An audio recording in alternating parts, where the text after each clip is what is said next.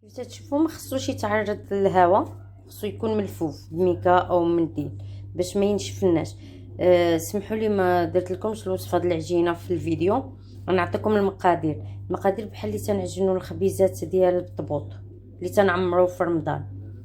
تنديروا كميه ديال الفينو قل من الكميه ديال الدقيق الابيض، الخميره، خماره حمراء ديال الحلوى، شويه د الملح، شويه ديال السكر سنيده، شويه د الزيت.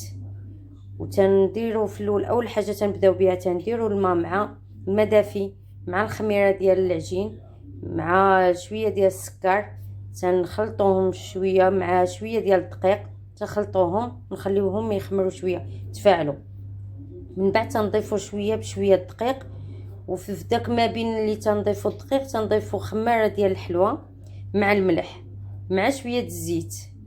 تنجمعوا العجينه وتكون مرخوفه ما تكونش قاصحه. والدقيق تا هو في نفس الوقت، الدقيق نحاولوا نديروه في الاول مع الماء باش ما يتكورناش دقيق الفينو. من بعد تنجمعوهم تكون خفيفه بحال العجينه ديال البريوش. من بعد تندهنوا العجينه بشويه الزيت ولا الزبده، من الاحسن تندهنوا البوله ولا الكسعه تندهنوها بالزيت ونجمعوها في العجينه مزيان، تندبسوها بالعجينه وتنجمعوها وتخليوها تخمر. فوق ما خمرت لنا تنطلقوها، اما نطلقوها نسرحوها كامله وناخذوا اما قياس غطار ديال الشلاضه وتنقطعوا جنابها، ولا تنديروا كويرات صغار ونطلقوهم بحال الخبز طورطيلا. والطياب كيف شتيو طيبناها الطريقه ديال الطياب العادي ديال الطبوط وديال الخبز طورطيلا والخبز العيش ديال الشرقي. تنتمنى الوصفات تنال اعجابكم ديال حاكوزه الليالي، ومازال وصفات اخرين ان شاء الله خاصين بالليالي. حنا كيف تشوفوا من بعد تخمروا تنبقاو نقابلوهم حتى تيتنفخوا. سمحوا لي حتى تيتنفخوا. هادو حنا ديال حاكوزه. تنتمنى تجاوبوني ونكون تفاعل، تقولوا لنا كل منطقه شنو العدد ديالهم ديال حاكوزه. هذه ديال الليالي 40 يوم الاولى ديال الليالي. كل منطقه حنا دابا حنا الناس ديال فاس زمان كانوا عندنا هاد 40 يوم تيديروا كل مره حويجه ديال الوصفات ديال حاكوزه. 40 يوم الاولى ديال الليالي الحوايج اللي كلشي اللي فيهم الخميره مخمرين. المهم تيقولك باش الرزق يخمر يكبر البركه.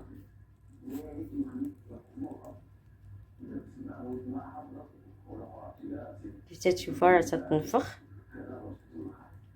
من بعد تنفرقوها تنحلوها في الجوج.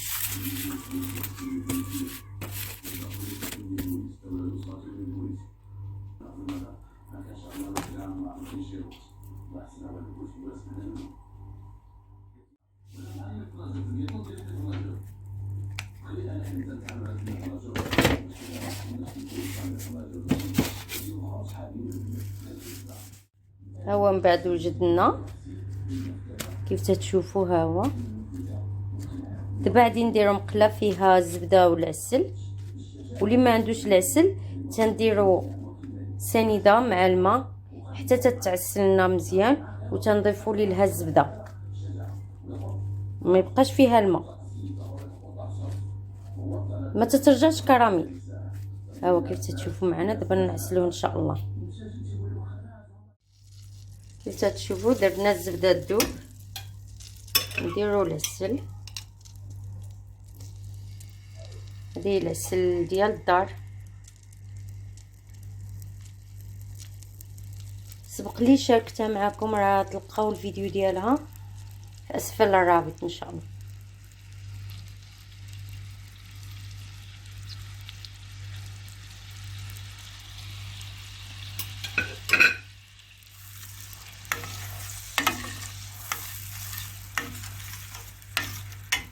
تنحاولوا ما تكونش العافيه مجهده باش ما تحرقناش الزبده وما يرجعش كراميل.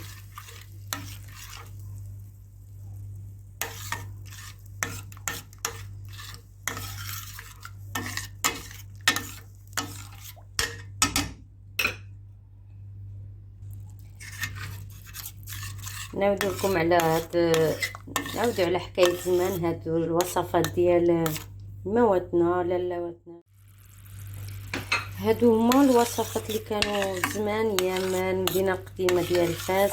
كانوا العيالات يتجمعوا في العشيه في الديور بلديين وتيعجنوا هاد المخمر ويعجنوا بغريف الليالي القراش البلديين. هاد المخمرين تيطيبوهم في المقالي ديال الطين، تيجيو صراحه لذات بزاف. يعني ايام زمان كانت مغيره على دابا. كاينين دابا اللي ما تعرفوش داك شنو كان زمان. نتمنى تنال اعجابكم الوصفه. دابا غادي نديرو فيه المخمر باش ما تحرقناش.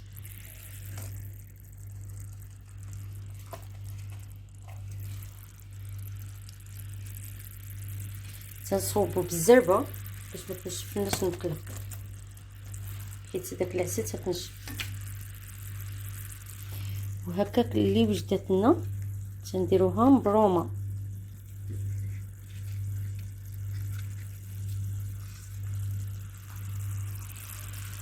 بحال الكخيط.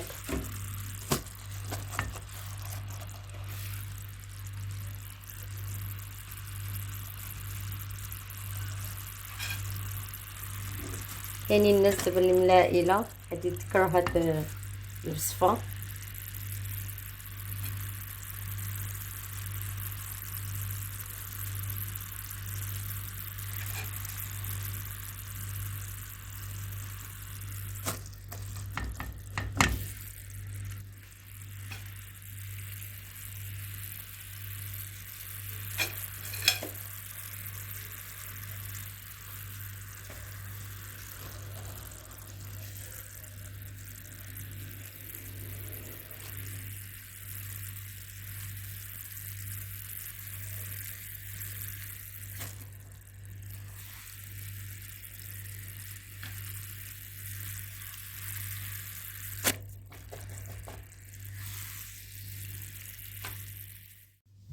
ها هي دي من بعد كملنا ندوقها معكم.